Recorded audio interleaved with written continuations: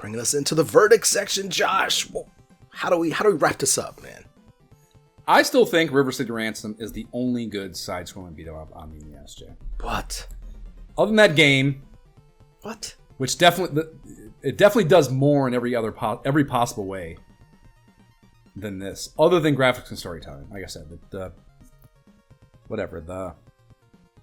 the Turtles IP is represented well, and they did, everything looks and feels great here as far as that goes.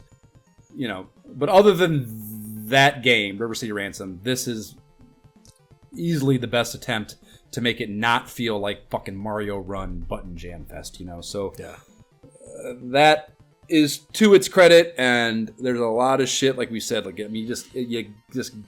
gotta play a 2-player. I mean, we said that, we had to have said that. I feel like we did say that about River City Ransom 2 though, and Double Dragon also. So there's just these games, playing 1 player is insane. I think, it's definitely not any fun, and 2, it's malpractice. I think maybe. Yeah. So, I don't. You're not getting the full experience 1 player. That's the bottom line. Definitely You're just not. Yeah. But I don't know, and I'm whatever. I feel like maybe I don't want. To me, it's still, no matter what, it's still a Mario Run button jam fest, and I fucking hate Mario Run button jam fest, and I just don't want to.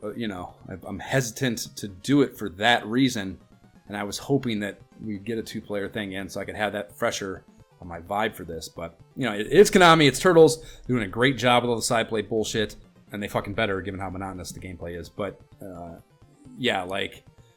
mashed potatoes are great. The green beans are great. The sweet potatoes are great. But this turkey is dry as fuck, dog. Oh, man. Yeah, man. I don't know, man. Yeah. And also, and again, I don't mean, this, clearly, just on the simple fact of the math of the bosses, it's less applicable in 2 players, but the no shot in hell of beating this on normal life allotments. There's just none to me. I don't see how the fuck you do this as 1 person on essentially 9 lives, or is that you get 3 continues, so I guess 12 lives maybe. Yeah. But even then, man, because you are, you only have the 3 count basically best case situation. As far as how many kills you'd be able to do, so you get the 1 extra life in a continue cycle. I just don't know how you could ever beat this game. I think they did a great job of taking a game with a great design that was designed to suck your quarters and made it a playable 2-player awesome experience. A subpar 1-player experience for sure, but with 2 players, that is the ideal experience. I felt like it was a really good balance between, to your point, there's times I'm just freaking taking damage, and I didn't expect to take damage, but I'm just going to be taking damage, and times where I feel almost God mode, I'm smashing these dudes, they can't touch me, but then somebody else is smacking me. So I think in that 2-player mode, that's the way it's meant to be played, and if you don't play it that way and have to play it 1 player, you just got to understand that you're just at a disadvantage. You know what I mean? Because that...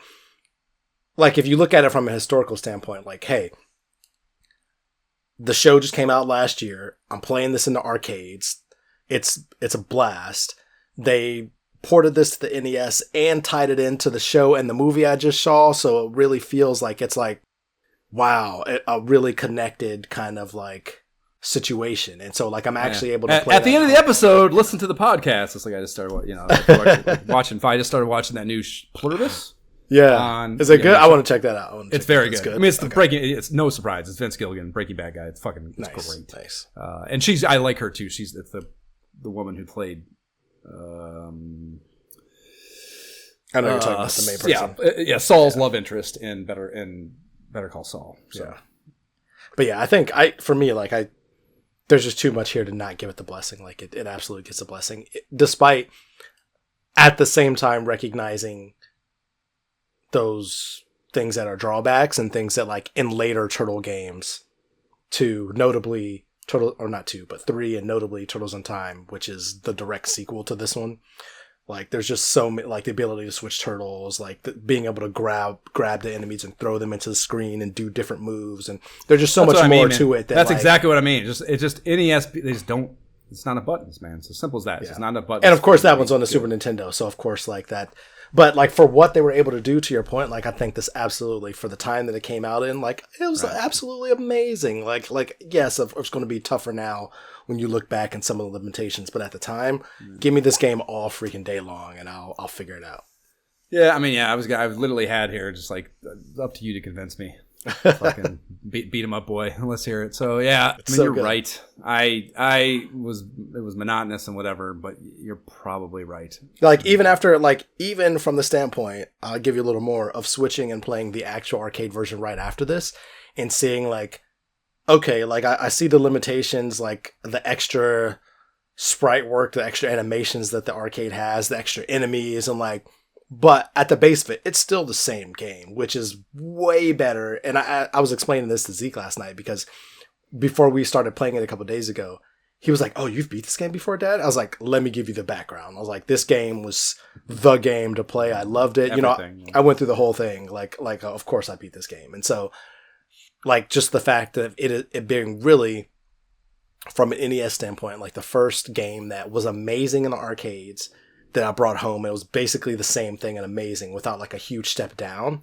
Because normally there's a huge step down. There's some type of big change coming to the NES where something's very big and different, even if you think it's a good game. And this was the most faithful adaptation of a game that had great IP and wasn't just like a game you randomly saw in the arcade that was a racer or something. Because everybody's got a car game. And so I think there's just so much about this that is A+. And even if like it's not the best Turtles game, it's clearly not. Like Turtles in Time fixes all the little things here and quality of life things to where it's like, oh yeah, give me Turtles in Time, like the arcade one all day. Like that's the best. But like as a precursor, like yeah, this one, you can't really argue with that unless you've played all the later ones and then try to come back to this one. And you're like, oh, how come I can't switch Turtles? Kind of the basic stuff you expect. I think that's the only reason you're going to have a bad time with this one. Okay, yeah, I mean, I guess I hear your pitch. And I approve your project, Jay. I guess. Yes. I guess. Yeah, I still want to qualify. The only one I want to play on the NES to this day is River City Ransom, though, and it's because there's just more. There's more to it. There's more to upgrade trees. Like there actually is an upgrade tree and different moves. Right. Which is why, I need that, and that's me, and that's not everyone. Sure. No, I get it. That's just that's a different expectation to me. Like that. I'm thinking this is awesome. Like you'll never get a pushback from me about River City Ransom. That game's the shit. So right. Yeah. Okay. Well, yeah, I was hesitant. But I guess it gets the double blessing. I guess. Yeah. Sir Matt, you have your fucking way. Probably been talking mad shit if I right no blessing both his games, both his favorite games ever. It would be a travesty. This game needs to or one of his top 3. I think he said this pro wrestling and maybe Mario, or I think maybe he called it his favorite non-Mario game. I think was the verbiage he used for this. In any event, thank you, Matthew, for bringing this onto our plates and getting it a check in the box for it. Probably long overdue, certainly for Jay, I imagine, if not both of us. So thank you for your donation and philanthropy for the Able Gamers Foundation and creating this opportunity.